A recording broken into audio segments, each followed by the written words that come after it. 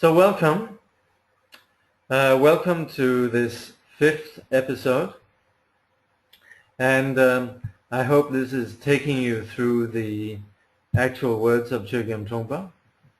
And just to summarize what we've done before, revision, the part 1 is about, you could say, the ground path and the vision or fruition of meditation. So that gives an overall understanding of the subject matter. And then part 2 more specifically is about understanding what it is that we're doing, what it is that we're applying meditation to. So it's understanding the confusion that is, you could say, our raw material. And having identified that, then the actual practice of meditation is then described in the chapter 2, recollecting the present. And then deepening the perspective of that is described in chapter 3 in terms of how we could be quite clear, bracketing or identifying our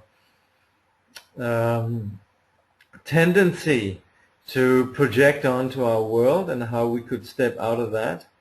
And then particularly how boredom is something that highlights the process. When we are bored, it means actually something is happening.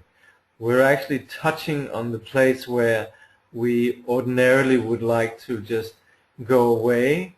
And here in the discipline of meditation, we're not going away, we're coming back to being where we are, and hence beginning to discover, pop the bubble of, you could say, our self-involved escape. And this is where we begin to discover that, we could say, the luminosity of that. And this is very much in the sense of we are beginning to touch on what we could call Buddha nature. Buddha nature will never be something that exists on our personal premises, but it is the stuff of the journey, and the boredom that we're experiencing here somehow, you could say, heralds this experience. So, from raw eggs to stepping stones, here we are exploring the relationship, we could also say the difference between, or the mutual cooperation that takes place between awareness and discipline. So as we meditate, there is an experience of open mind, and this is what allows awareness.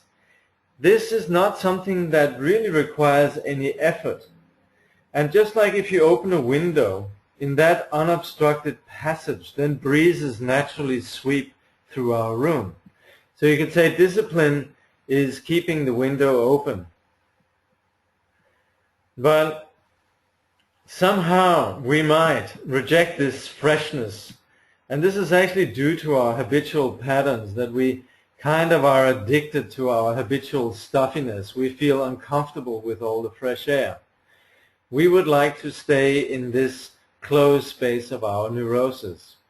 Awareness might make us feel uncomfortable and alien. It's possibly a new dimension of freshness, and so we feel uncomfortable because here we're not really able to sustain and indulge our neurotic trips, our little hang-ups.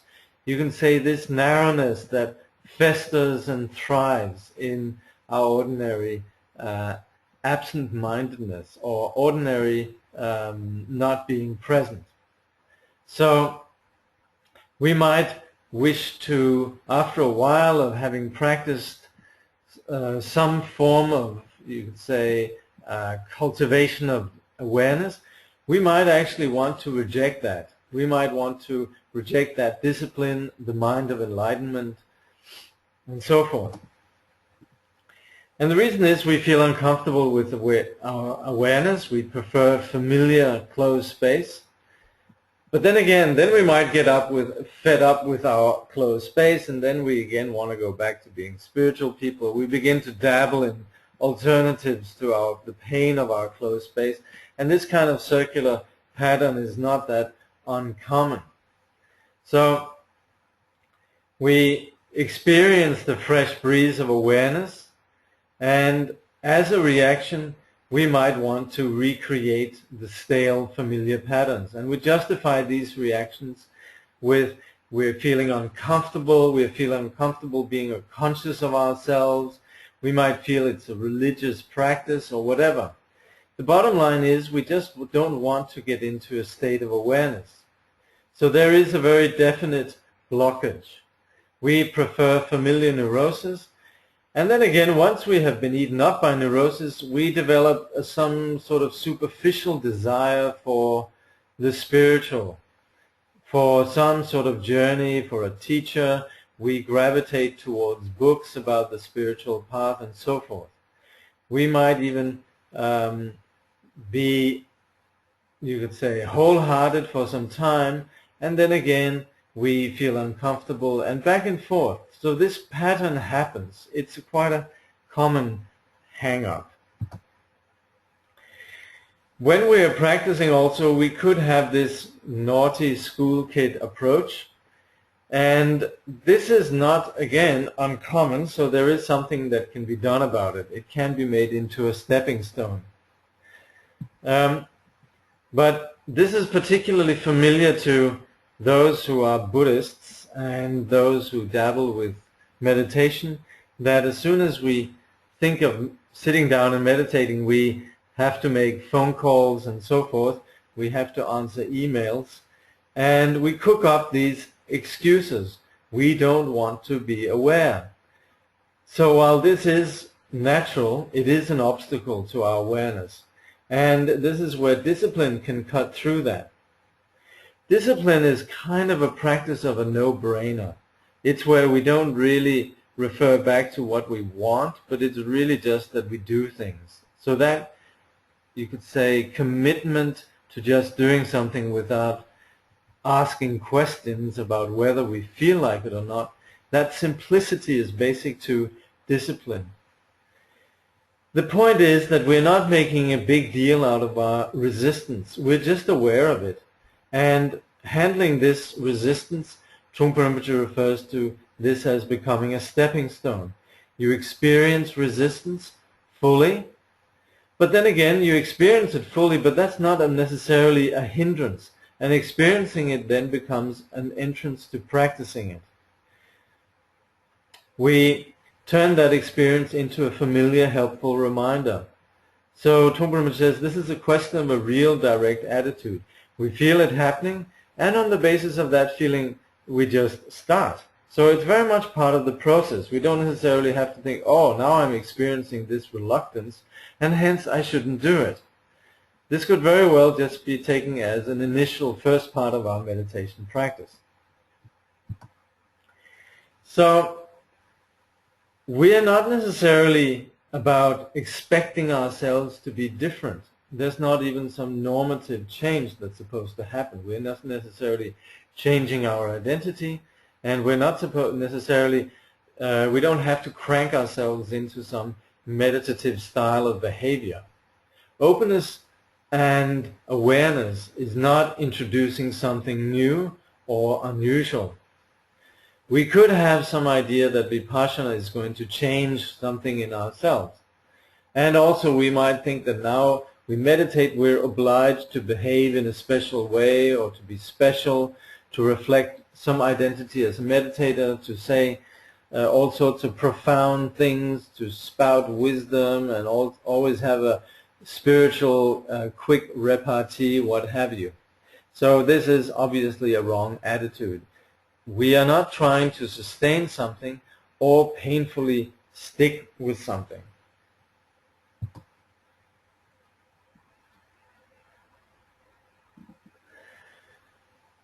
Awareness is a kind of created absent-mindedness. And with that, we discover a greater sense of mindfulness that is not about the particular objects that we generally tend to think of as being when we're present. Absent-mindedness, we're spaced out, and when we're present, we're sort of very, very focused. But here, absent-mindedness is in a good sense. And Trungpa Rinpoche says, if we take the term in a positive and creative sense, we could say that awareness is a state of absent-mindedness. We could say that sages might not fixate in the same way that we might do. They don't have that kind of focus, but rather there's a more panoramic awareness. So in that sense, we could say that absent-mindedness is the absence of our usual minding our mind, the usual way that we handle our focus.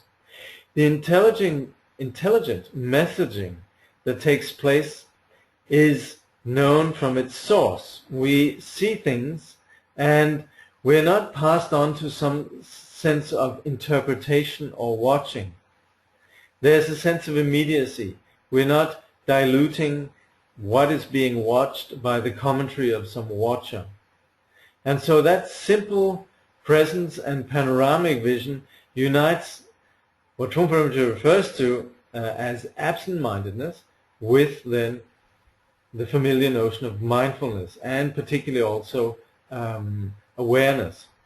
So we discover a greater sense of mindfulness, of being in the situation. Absent-mindedness evokes the background. We're not just here with ourselves, but we are seeing the whole space that we are part of. It's, you could say, that absent-mindedness form of mindfulness is basic to the background, and in that, mindfulness is the occupant. We're there, and paradoxically, we're not sucked into it. So we could say we are there, yet we're not there. There's nothing about the background that is owned or associated with any agenda, and hence, the point here is our energy is freer. This kind of mindfulness is, again, not about being spaced out. It is wide open nature, spaciousness, with nothing, where we're actually the key feature of that whole panorama. There's an equal appreciation of all the detail, and hence also there is energy. We're not constantly referring back to, am I doing okay or not? And there's awareness of what is there, so there's also precision. We relate to our life situations, our relationships, etc. All this is done with the background of this, what Trungpa Rinpoche calls absent-mindedness. So this is very important. Now, in terms of what we're doing with the journey, is that mindfulness is no longer seen as a hassle or energy consuming. So in such a way, we discover that the path is not difficult. This shift is based on being willing and committing to our mindfulness. And that's where it then becomes obvious that we'd want to do this. It's a bit like saying to yourself, this is my work for today and for the rest of my life. I'm willing to be aware. I'm willing to be mindful. When you have such a strong and real conviction to begin with, there are no further problems at all. So here Trungpa Rinpoche then states, and this is quite important, any further problem, it's not as if all of a sudden something miraculous is happening, but we're really shifting our focus. So any further problems are just some kind of frivolity, some sort of you could say, indulgence. And the discipline of awareness provides a backdrop to our problems that makes them more transparent, more immediately solvable, if you like. So when we then see this obsessing with problems, it's not only that we're being realistic, but it's also that we're beginning to unnecessarily stress. And that, from the point of view of awareness, is actually a kind of frivolity. It's unnecessary, it's self-indulgent. And it's trying to overrule this memory that we should be mindful. So we're really talking about mindfulness as the intelligent way of handling whatever arises.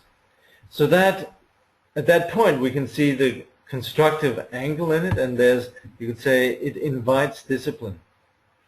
So Again, we can see this reference to absent-mindedness as implying how we have no more burdens. We might have all sorts of difficult circumstances, but we could choose to deal with them with mindfulness and awareness. And from that point of view, then we have some sense that everything else follows in the wake of that. This means being fully present and precise.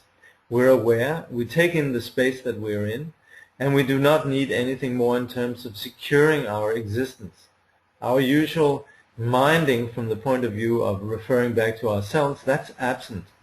And that absent-mindedness then in terms further contribute to mindfulness.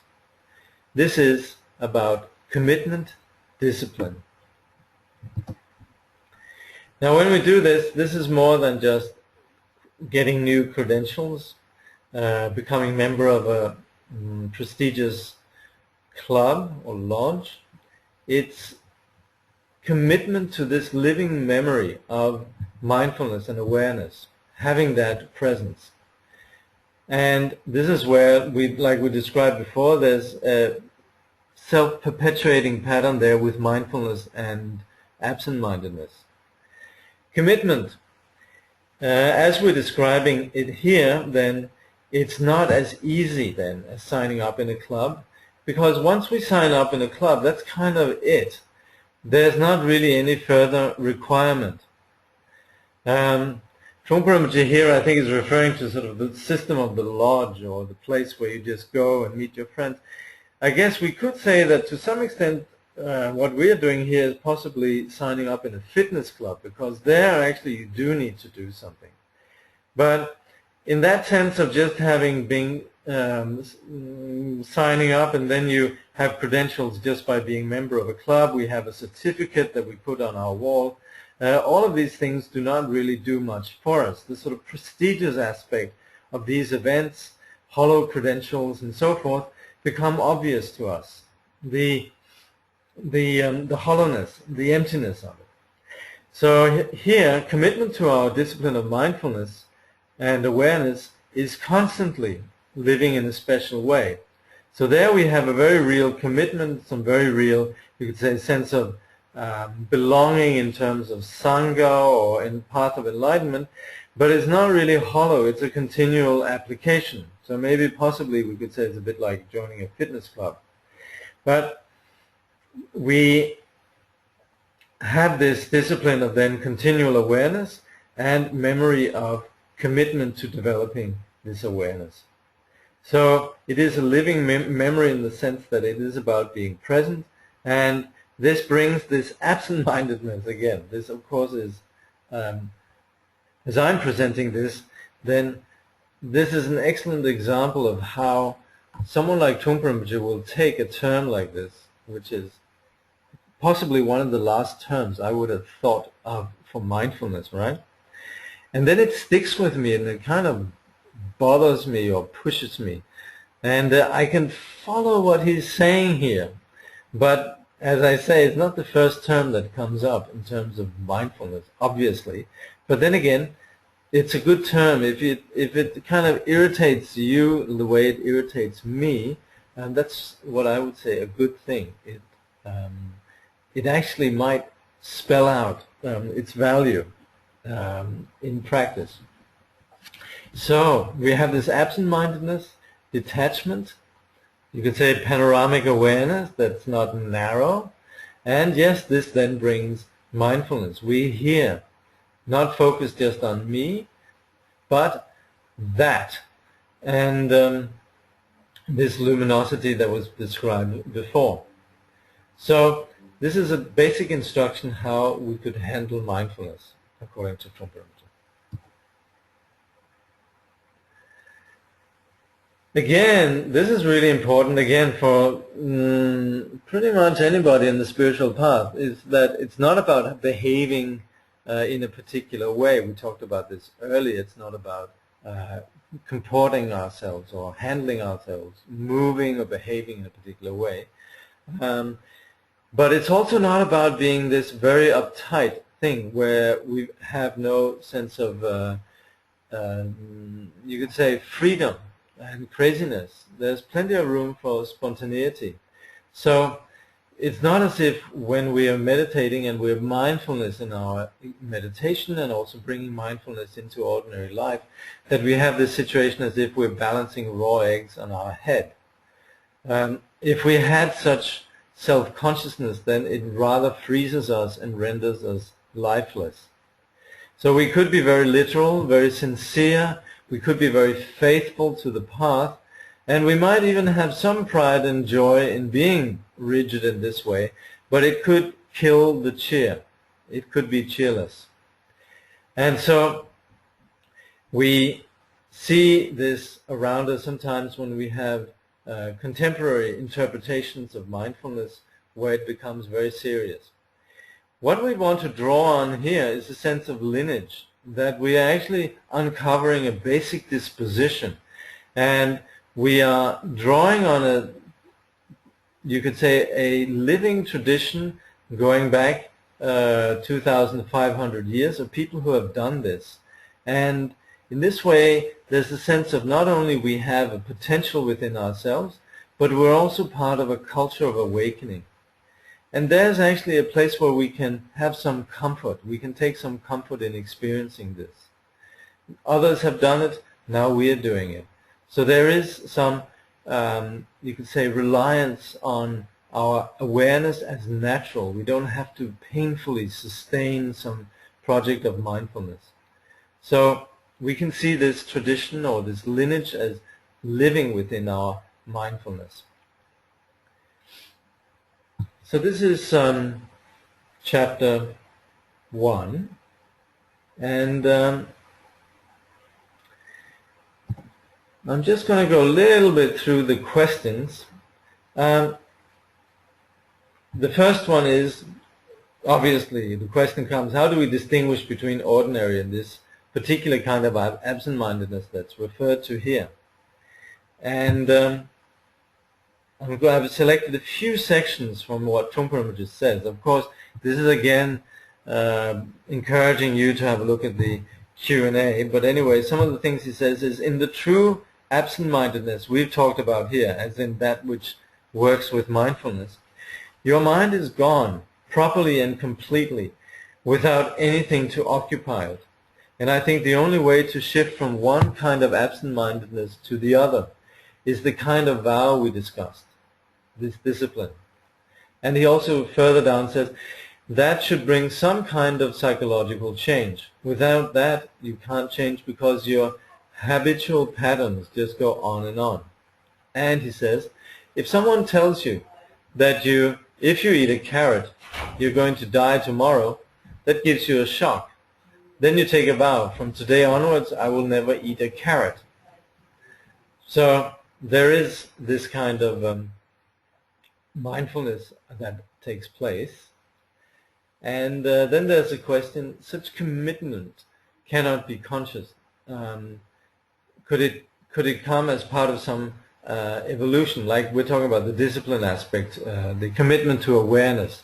Isn't that something that just evolves? And Trungpa Rinpoche, and again you must read it, but one of the things he says, this is a very ordinary, rugged commitment, very low class maybe, if you want to put it that way. It is literally, from now onward, I'm going to do this. It's very conscious.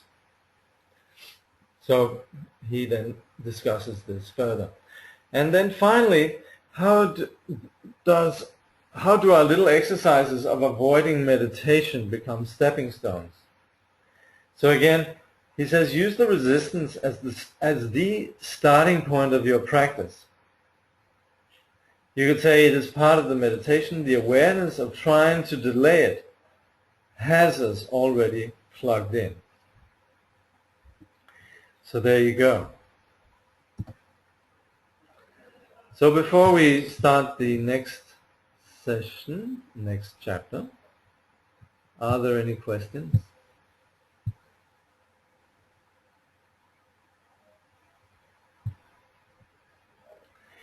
If you could just type your question in the box. Thanks. Okay.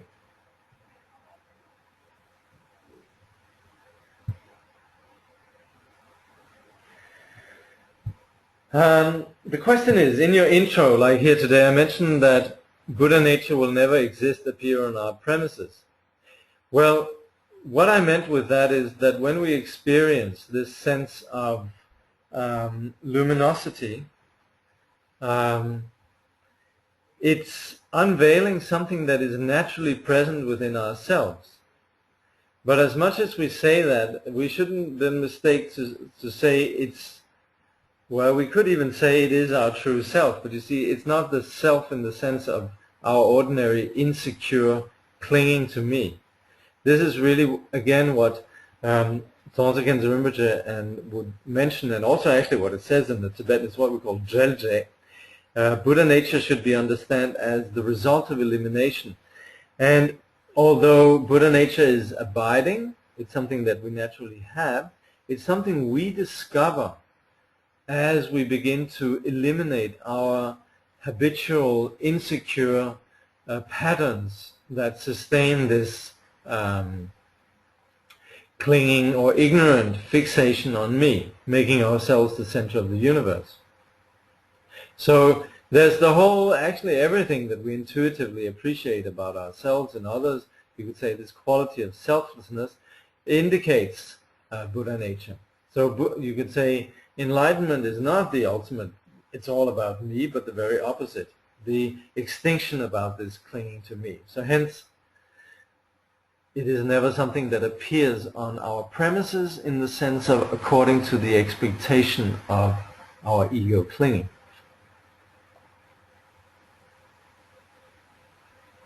Yeah? Okay.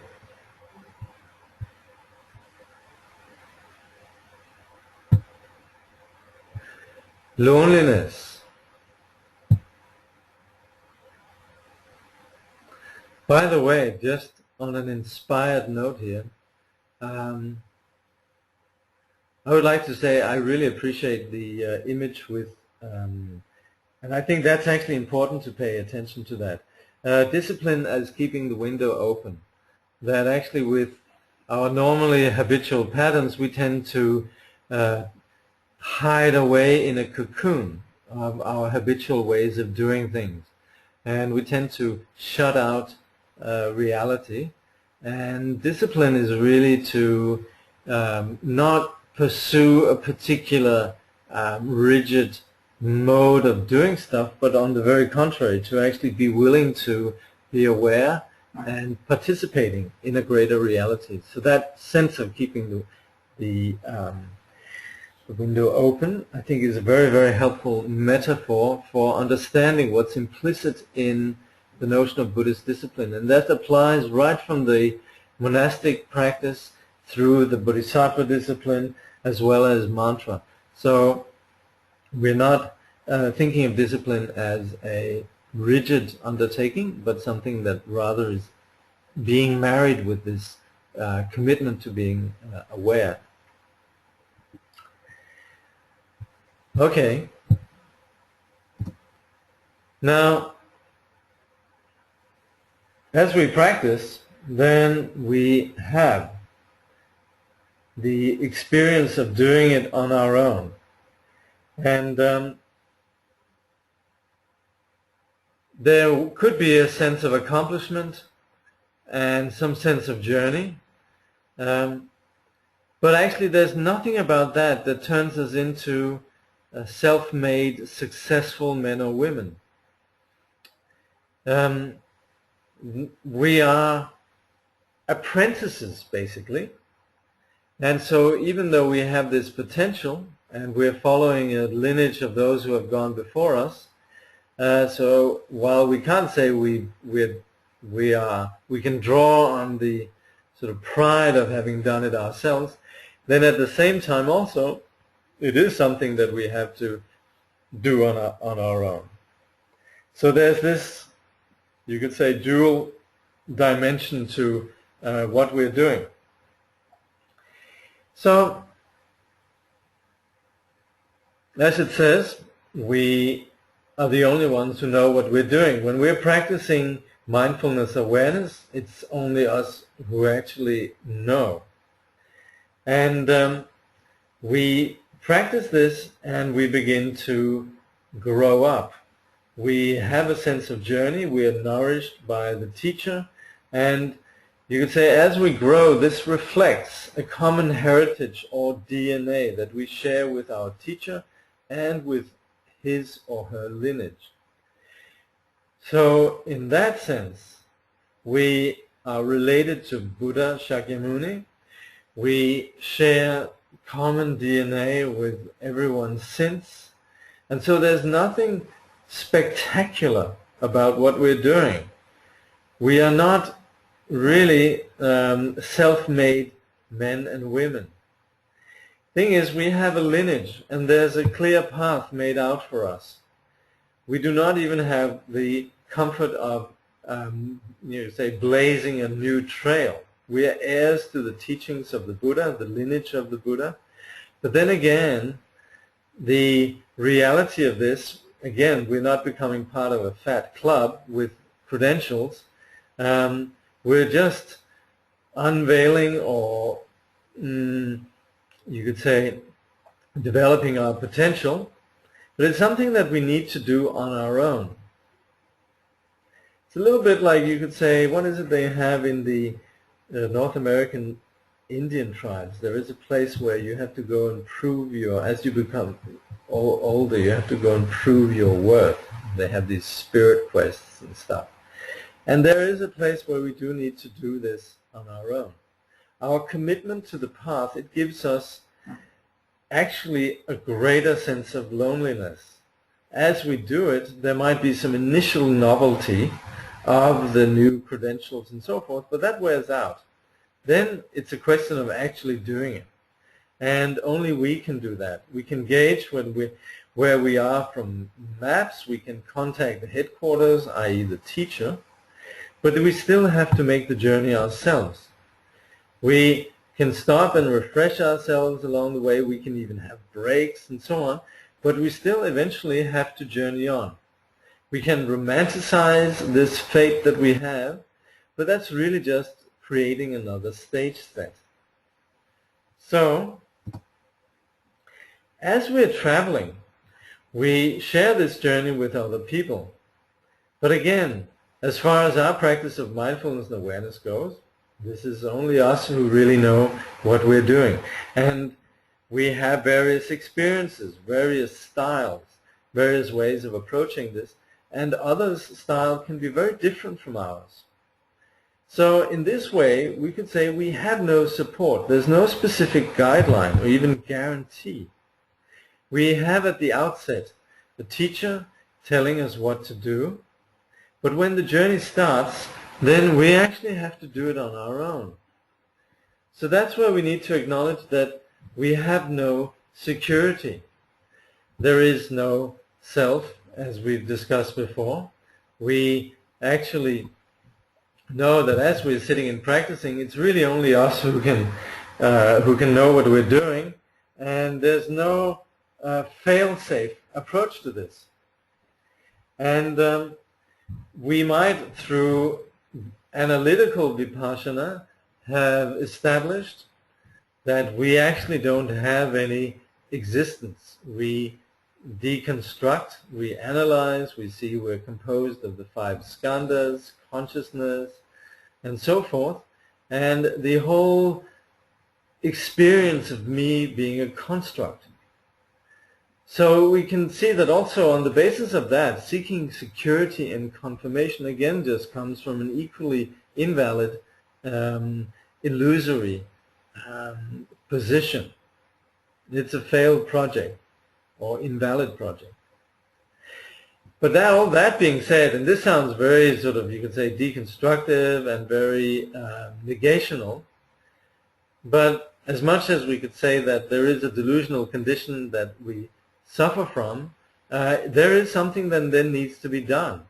And so while we can't get a confirmation about the journey, there clearly has to be, clearly is a journey that has to be made. And it's clearly a journey that only we can make on our own. So to recognize that is very important.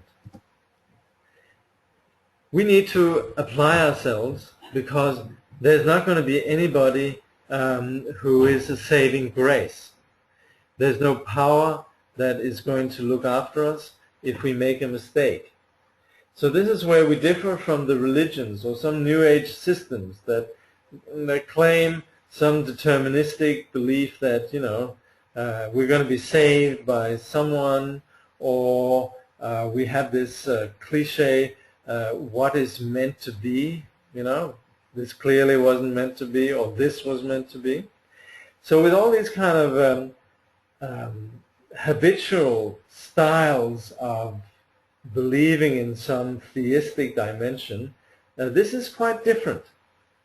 If we were to have such a, you could say, saving grace, our journey could be quite sloppy. We could just light some candles, somebody else is going to wipe up the mess, and so forth. And our journey wouldn't really, you could say, have the same texture. So nobody is going to save or protect us. The journey is a very personal journey. So the teacher, the role of the teacher, of course, we have a teacher, but the teachers can't take us there. The teacher is not a taxi driver. The teacher shows us the path. Like we know, the Buddha said, I've shown you the path, liberation depends on you. So the teacher can show the path, can give us advice in regards to the attitude, and last but not least, confirm that the path is lonely. Again, this is Trungpa Rinpoche, who is making a very vivid point, and we could perhaps, you could say, cushion that punch by saying that we recognize that we have to do it on our own. Everybody has done it on their own, and so we can call it lonely. It's something that where we have to work with that single point, which is our ignorance. So yes, we could call it lonely. This is sort of reverse psychology, really, in terms of selling the idea of the path. So to hear the teacher's instructions clearly, there has to be some commitment to hear what the teacher says.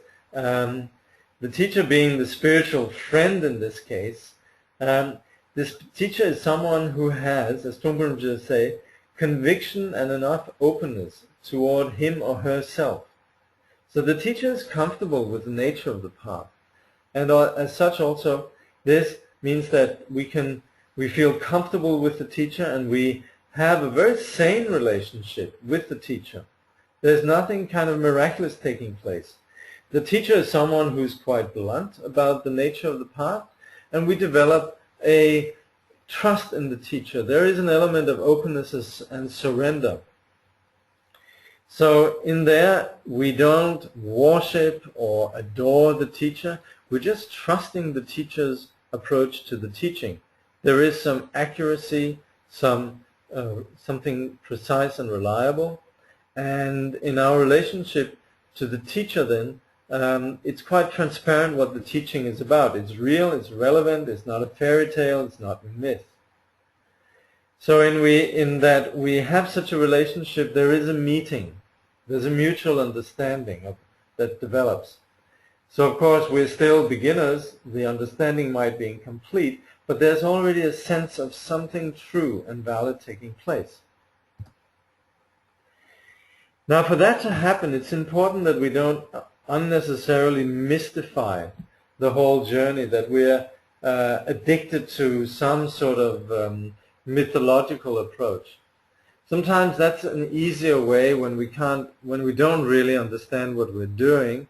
We run on faith, we can't put words onto it. Then we'd like to mythologize and turn the teacher into something supernatural, so almost uncanny, some kind of a transcendent dimension that knows everything and lives in a different dimension where that's kind of knowing everything, but at the same time also is up in some transcendental dimension. And that's where Trungpa Rinpoche makes this point. It's important that the teacher shares our world, lives on this earth, and is present in this day and age. And this is where we would want to appreciate that on the background of, and with this happens in Buddhism. You come across people who will tell you that the teacher is someone divine. He's sending me messages in my dreams, through my subconscious. And such ideas are quite deceptive. Trungpa Rinpoche says, you always hear what you want to hear. The deceptive nature of these kind of make-believe relationships to make-believe teachers is that they're actually just ways of justifying oneself. The teacher that comes through these kind of make-believe scenarios or fantasies is not a teacher that's going to meddle, to say you're wrong. Rather, they very often confirm, or they send messages to others and so forth. They don't talk about loneliness or your loneliness. The thing is, such a teacher is actually a product of our own mind. So we need a teacher that inhabits our world. As Tsongsa Khyentse Rinpoche likes to make a point about, someone that eats the kind of food that we eat, and that it's someone that we can develop a real relationship with. So that's as far as the nature of the path goes and the role of the teacher. And then we have this motley crew, the Sangha. And the thing about the Sangha is that we notice in the Buddhist teaching that we actually take refuge in the Buddha, the Dharma, and surprisingly enough, we actually take refuge in the Sangha as well. And I'd like to say that this is where Buddhism ceases to be theistic, because if we just had the great Lord Buddha, the transcendental Buddha as the refuge, and the, you could say, divine teaching, then there's really not much difference from theism. The thing is that we also take refuge in the Sangha. There's an element of taking refuge in ordinary people like ourselves, because the thing is, what's basic to non-theism is that we don't really see the ordinary beings as lacking. Their ordinary practitioners or any sentient being is not lacking what the Buddha possesses. It's just that there is an element of confusion that covers this basic Buddha nature. But that can be removed. So the Sangha are those who are committed to removing this confusion. And so potentially the Sangha are the future Buddhas, and Sangha is continually touching on the wisdom of the teacher. And so we could very well say that the teacher, or rather the Sangha, is expressing the teaching of the Buddha and of the teacher. We could even say the Sangha is the creation, or is directly linked to the teacher and the Sangha and the Buddha. The thing is also, without Sangha, we could again sort of cocoon and hide away, conveniently isolating ourselves. But there is a teaching, a culture of awakening, and that is what we share with the Sangha. It might not be that they're perfect. We talk about the Arya Sangha, which is the sublime beings, and they are indeed impressive. But there's also persons like ourselves who are, you could say, dabbling with, committed to, engaging in the study and the practice, and still ordinary individuals. And nevertheless, there is already a sacred element taking place in that there is this commitment to the wisdom of the Buddha. We're not just freestyling. And the thing is, if we just isolate ourselves, we can very well just end up freestyling. And of course, doing that, we're not really hassled having to relate to any community or the teacher's teachings and the teacher's culture. And we could avoid the problems of having to relate to these friends of ours, these fellow persons of our community. But if we did that, we'd really exclude a very important part of the teaching. The thing is also, we might want exclusive rites or particular exclusive moments with the teacher, little summits where we meet the teacher. There we receive exclusive treatment. It makes us feel special, and it makes us secure from our loneliness. The teacher is there confirming us, and we're not alone. So dealing with the Sangha actually exacerbates our feelings of loneliness. So this is, according to the present logic that we are pursuing here, this is very valuable. The teacher is someone, the Sangha is someone who carries the atmosphere of the teaching, the lineage, doesn't provide security or in any way confirm our habits. Sangha supports our discipline. Sangha provides simple and literal encouragement.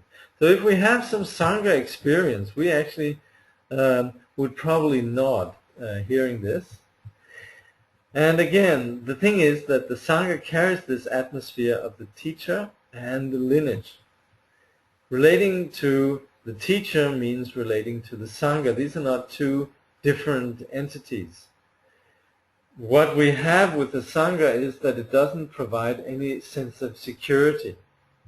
A point that His Holiness the Dalai Lama makes is actually that the persons in the Sangha that don't provide any sense of security, and it's not just in the Sangha, but whenever we meet, you could say, irritating individuals, and we meet that in the Sangha or in general, they actually do something that the teacher can't always do, which is really draw on our patience. So the teacher might some way be perfect, and the Sangha then is someone that actually provides the context for us to exercise our sense of patience. So very often in Sangha context, Sangha members will then go to the teacher, they'll complain about so-and-so, and usually the teacher will just laugh and light up and say, oh, that's very good, that's very good. So there is not really any sense of security in the entire, you could say, path. There is a value of us undertaking the journey on our own, this loneliness. And so we shouldn't expect anywhere really, in neither the case of the teacher, the path, or the Sangha, that we are confirmed in our habitual way. So that we join a Sangha and we practice with them, it doesn't actually even provide any security of just joining up with the big community of everybody doing the same thing. It doesn't actually happen. It's not that when we join the Sangha, we're no longer the odd man out. Actually, joining the Sangha is discovering that we join a community of oddballs. There are a lot of odd people, and there we are all together, odd individuals. Nevertheless, with our commitment to the path, there is a sense that we are assisted when we want to practice. We can't really chicken out. So when we have the Sangha around us, we don't really have any opportunity to indulge our habits. Perhaps we could for a short time, but ultimately Sangha is there as individuals that provide a context for practice, and in a very straightforward and simple way we receive literal encouragement from being with the Sangha. Again, it happens that as we're in the Sangha, we want to be special. Also, in joining this club, we find out that it's not exactly what we had expected, or rather it's not, again, on our premises. But we do need the Sangha. There is often in Sanghas this wish for the individual practitioner, again, to want to be special, to be seen above the rest. So we join the Sangha, but we want to excel. We don't want to be part of the mass, the flock. We would like to be with the Sangha when we're bored, but then when we're edgy and nervous, and then the Sangha freaks us out a bit. We might want to then meet up and have special summits with the Guru, and all along we can see this habit that we want to avoid pain, we want to avoid loneliness. And the bottom line is we're really wanting to avoid losing our familiar bearings, our ego, our habitual ignorance. So in that we recognize this, you could say, imbalance or this predicament, we need someone that actually is willing to cure us, not just, you could say, confirm us.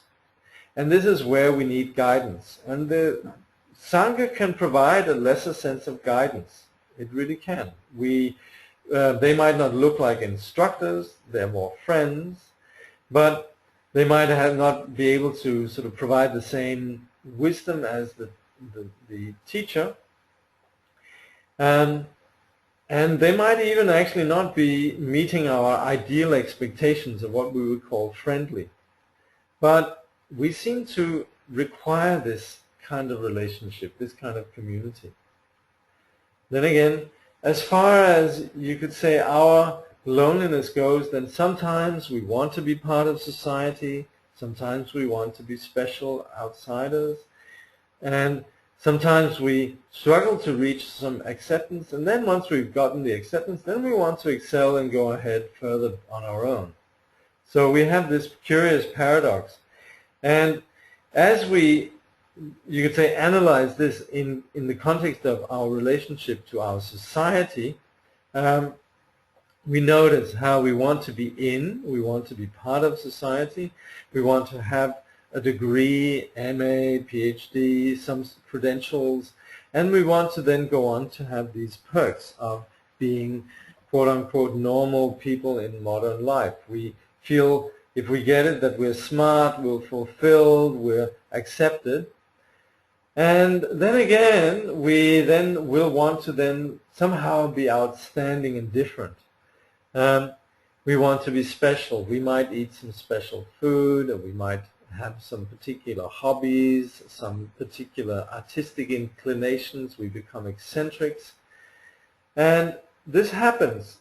And we might see this as a reaction to the conformity of society and all its repetitions and so forth. But it's interesting to see how people go through this experience of wanting to be first accepted, then once they're accepted, then they want to be exceptional, and again they actually head towards loneliness, gravitate towards that. So in a way we're driven by loneliness to achieve security in a, you could say, in a companionship, acceptance and all that. And then we want to go beyond that, into being exceptional and alone. Now, identifying this, then understanding how it works in terms of our journey on the path, we try and see how we have these two paradoxical processes. So on one hand, we're driven by loneliness towards companionship, then having companionship, we head further towards loneliness. The path of Dharma reflects the second situation. So we have our companionship, our acceptance in the context of the Sangha, and then we proceed to embrace loneliness. We need to do that. We have a sense of grounding in our Sangha, and there's nothing about the Sangha that's going to necessarily confirm us. We really just are processed in the process of the Sangha, and then we have some sense of reality, that there's some sense of knowing what we're doing, some sense of the logic of the path, and we could even say that our goal is loneliness. Our ego facing starvation. We're not operating then with enlightenment as a project of the ego. Enlightenment is not about glorifying who we are. So this reality becomes more and more apparent through our engagement with the Sangha. And so as far as the ego goes, then it is facing starvation by nature of the path. It's exposed, nowhere to hide. So in this process, we get over the insecurity of loneliness. And all of this is something that is facilitated through the context of the teacher, the practice of mindfulness and awareness, and the Sangha. Again, there's no one to save us. We are not theists here, so we have no savior who can save us from loneliness, who can actually provide enlightenment on our terms. We don't have this thing that we go to heaven with all our ridiculous habits and so forth, just because we were good boys and girls.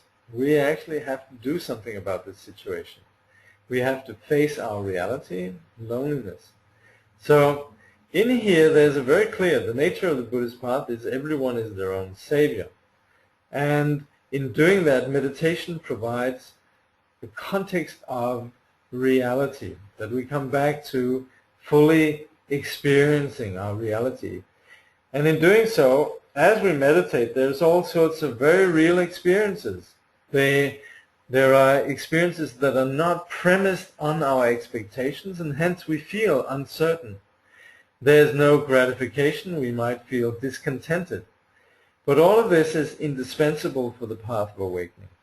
These are signs of actually being on the path of enlightenment. It's not just indulging for some need for belonging in some spiritual community or being provided a new identity.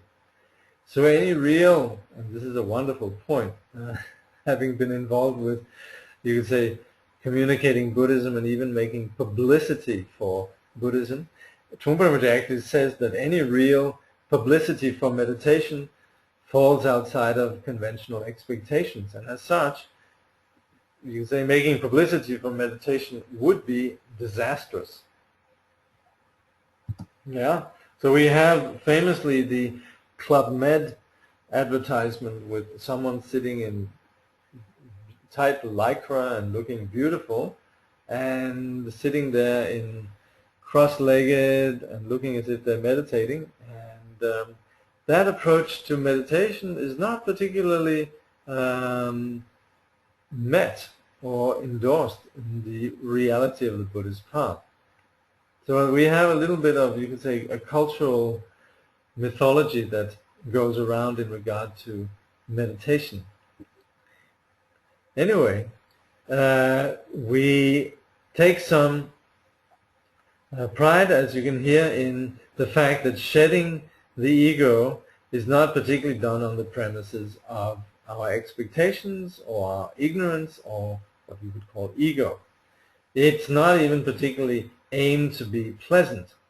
So we might speculate about what it would be to then have no ego then. We think it might be exciting. So we might pursue that. So at this juncture, we are possibly intrigued by the possibility of being free from ego. There is a sense that we've tried everything else, so why not try the spiritual path, get free from ego? Now, at this point, Rinpoche ends the chapter without any answer. He just mentions, so there we go, off towards egolessness. We travel to Vermont, where this lecture was given, or we travel to India and Nepal. And then coming back, people might say, so, what did you learn? Did you get enlightened? And at this point, then, Trungpa Rinpoche, he suggests we have some Q&A. And he talks about, or rather the questions that we have here are, and I'm just going to read through them, hopefully to pique your interest. It says, is meditation a way to recognize and deal with habits? Loneliness, is it comparable to the root we spoke about earlier? So we have this discussion in the present chapter, and does it correspond to this earlier notion of me-ness that we had in, I think, chapter, was it 1? Me-ness and emotions. And then loneliness involves, this is the person asking the question, loneliness to me seems to invoke a sad feeling, but you seem to be talking about it in a different way. And also about how falling off the path, not just presently, but also as we progress along the path. And in terms of loneliness, can there be love, where both people recognize and work with loneliness? Someone asks, would you say loneliness is love? How does boredom continue to be part of the path? And how do you identify a good teacher? Can one never find release from loneliness in being with someone else? So these are very good questions. So there I'd like you to please read those. All right, there's a few questions here then. Kindly suggest to give your own experiences and help us to not just get abstract understanding. Yes, and this is where we need to actually practice meditation. So I would suggest to really have this make sense, we should set aside a period of meditation every day. This is essential. But the thing is, it's like anything. When we're traveling, if we just sit with the book about the journey, then it's abstract. But once we actually go there and we look, then everything that we hear about actually makes sense. So actually sitting down and setting aside a period for meditation regularly every day is essential in regards to what we're speaking about here. For some there is less loneliness. Sangha could be seen as the antidote to a deep-seated loneliness that for some stem from not previously having anyone to discuss things of the mind with. The shared journey aspects somehow also feel supported, even though actual paths are very individual. Well, that's very valid. And as much as we are making a point about, you could say, the pervasive nature of this loneliness, we also do endorse the value of the Sangha. And the Sangha, yes, it definitely is something that provides a context in which we could have meaningful discussions and we could learn things. But then again, we ultimately do have to sit with ourselves on a cushion. And so you could say whatever we learn in the context of the Sangha, there is a journey that we need to make on our own. But yes, we have some people there in the jungle with us. What is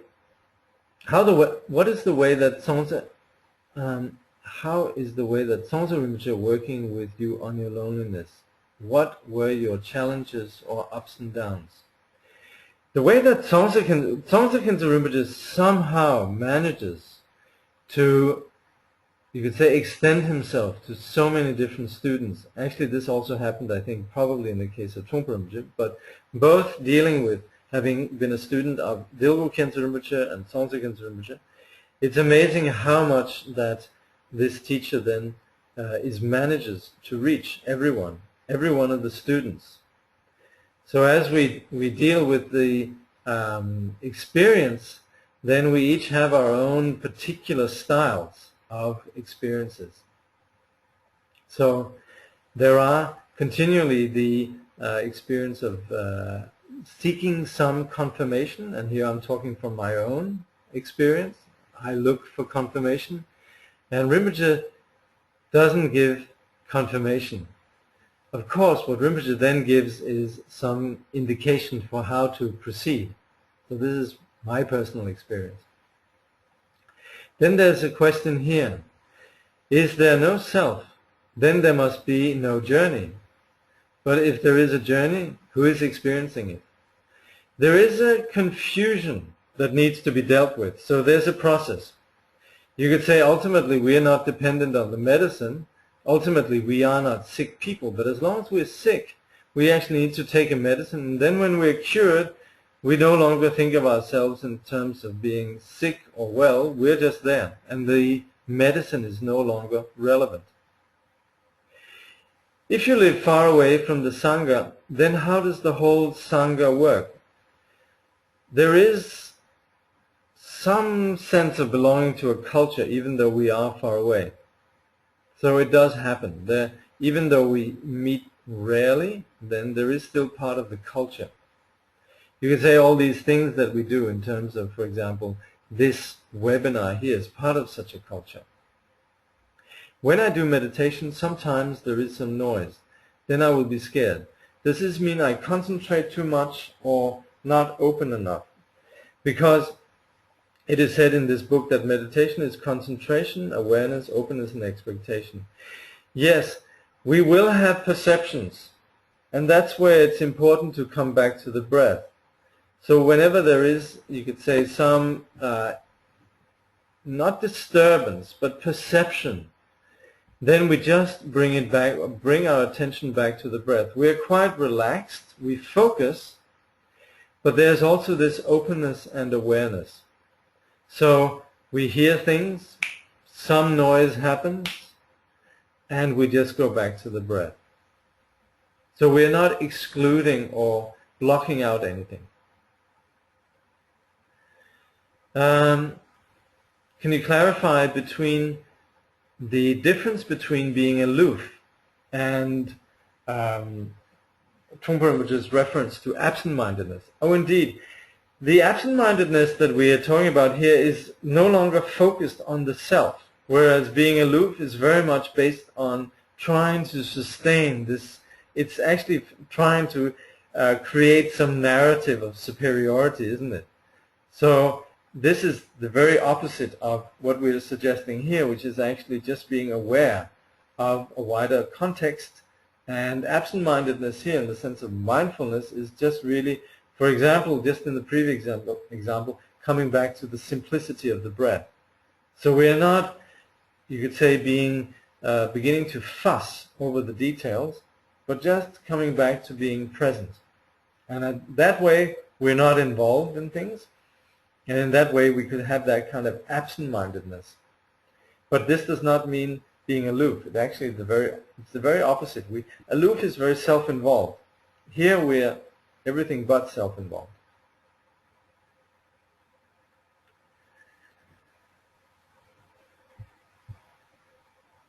So this takes us then to the end of tonight's study.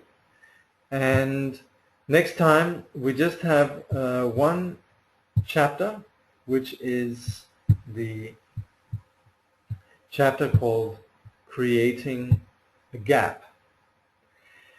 And I'm going to see, in a way I would like, because Trungpa Rinpoche himself starts off that chapter saying that he doesn't feel that he covered Vipassana. I actually feel he did, and it might be his modesty. But I thought to perhaps send some material that reflects some of the more classical presentations of Vipassana. So we'll see. Actually, right now I'm out traveling, so it might require that I have to go and scan something, but I might send something to you in that regard. Otherwise, please read this chapter, Creating a Gap, and if not, I will just be, you could say, expounding upon the implications of that chapter. So once again, thank you very much for participating in this study, and we shall meet up next week. Thank you very much. By this merit, may all attain omniscience, may it defeat the enemy wrongdoing, from the stormy waves of birth, old age, sickness and death, from the ocean of samsara, may all beings be freed. Thank you.